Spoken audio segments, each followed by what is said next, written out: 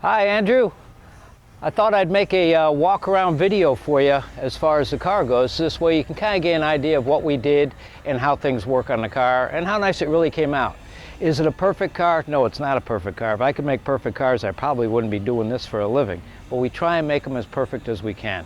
We started out with something that had a lot of problems, and I think we probably got just about all of them done, but we did not do a ground-up restoration on this thing, so we came up with a good balance without going overboard. Let me go over some things with you. I think as far as shine goes and quality of paint, I think we did damn good there. We didn't paint the whole car, and I think we did a good job as far as match goes.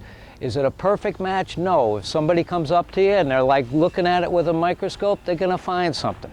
But I think we did pretty damn good though, considering what we started out with.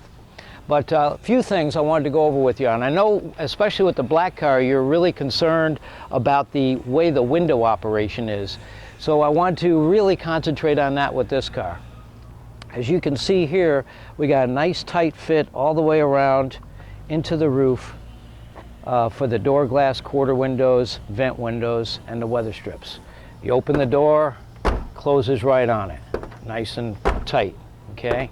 When you roll these windows up and down, lean on it a little bit with your fingers here and kind of give it a little push down. You still do have some of the mechanics from a 50-year-old car here, but for the most part you should be fine if you just kind of give it a little helping hand on the up and down motion of it. And then when you feel it hit the stop, stop. Don't give it that extra little oomph that, you know, you like to try to do that. Same thing with the door glass. Kind of just lean on it with your hand, and when it hits the stop, stop, and then kind of just pull it up into place. As you can see, it goes right back where it should be for a nice tight seal. Even if you get in the car and you roll it down,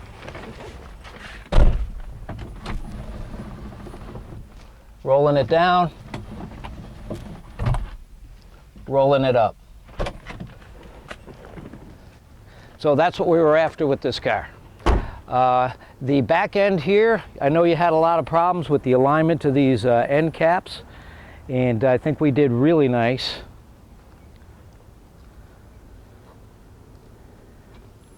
You had a little bit of an issue with the way the trunk lock worked, and we fixed that for you too. It doesn't have that where it constantly spins around. Inside of the trunk is nicely detailed. We kind of cleaned things up, tidied things the best we could. And then when you close the trunk, we have it adjusted, so basically you can just set it down. You don't have to slam it. That's how the two divots end up in trunk lids from guys slamming it. Just set it down. It's easy as that. This side here, the same way. As you can see, the window seal here all the way around. Fits nicely. You can't really see any daylight. Is it going to stay like this forever? No, it's not going to stay like this forever. If I could make a car that would stay like this forever, I'd be a rich man. But if you do the things I tell you to do, it'll stay there as long as it can. Same thing. Roll the window down, pull the window back up. Roll the window down, kind of just lean on it just a tad. And then same thing. Kind of pull it back up as you're rolling it. And it'll seat into place. Say like that, like this. And we got a nice tight seal there, okay? Even when you get in the car,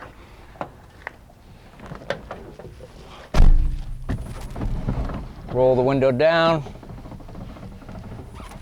roll the window up. I think that's what we were after. As far as the inside of the car goes, the air conditioner worked out fine. The console fit nicely. The steering wheel looks great. Horn works. Starts right up. When you first start it up, it'll go into a little bit of a high idle. That's by design because it's a carburetor. And then after it warms up, you have to just kind of goose it and kick it down. You see the way it kind of went down? Now it's a little lower. That's by design, okay? Tachometer works, clock works, the lights in the dash work, heater works. The old radio worked out fine. Glove box. You just press the button and it opens. You don't have to slam it. We have it so you just snap it into place. That's how the glove box openings get all scratched up by guys just slamming them. You don't need to do that.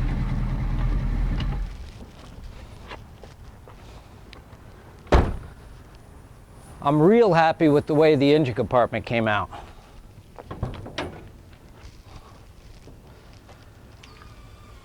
We got a little bit of dusting off in here, but other than that, we got all our bases covered.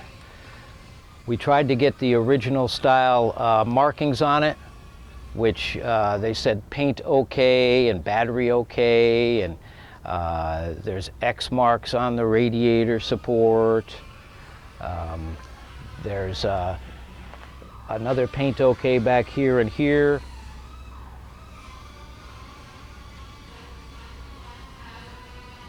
There's an X over here on the hood hinge, and basically what this told the guys on the assembly line is that all this stuff was adjusted, so you don't need to go back again. Like the antifreeze is okay right there. The power steering is okay right there.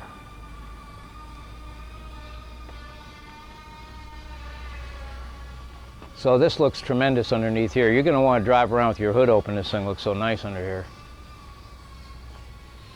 And then same thing as far as the hood adjustment goes. We got it really nice, just like the trunk lid. Okay, you just drop it down and just let it fly. If you want to, you could just use these two letters to set it in place, but you don't have to slam it. It just goes right down. It worked out perfect. So, like I say, I know you're looking for that perfect Mustang. I try and get them as perfect as I can. When we do like a ground-up restoration, we certainly get them a lot further than this car went because we didn't do a ground-up on this one. But again, I think we come up with a real happy medium. I think you're going to really like and enjoy the way this thing steers and brakes. It's a different car altogether. Oh, that's right. By the way, it's got more of an old school power brake unit on there, which looks more vintage than the one you had. We were able to clean up this tag real good too, by the way, here. That looks nice. It's got a new school power steering pump. So as you drive down the road, it's going to be a different car. I think you're going to enjoy driving this car more than the black one. The steering is just so much nicer than the black one with that funny electronic thing you got there and that rack and pinion thing. That's okay, but you're going to like this a lot better, I think. So thanks for the business. I hope you're going to like this. Are you going to find a few things that maybe we could have gone? Yeah, there's probably going to be a few things. But we have to stop someplace, and I think we got all the most obvious and even some of the most unobvious things done on the car. So enjoy your ride. Have fun with it. Don't be afraid about scratching it or chipping it because it's all about fun and driving the car. Thanks again.